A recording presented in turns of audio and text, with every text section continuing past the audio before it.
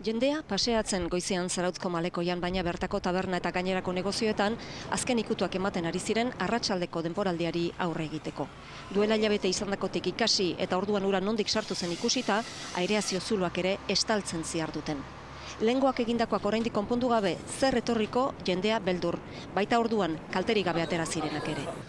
Aur jarreko iteu kristalak ondo protegita eta salbatzean berriz.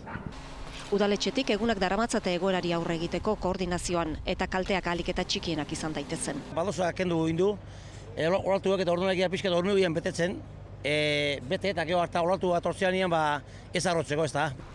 Kostako errepidea goizean zabalik izan da, gauean lurjausi txiki batzuk izan diren arren.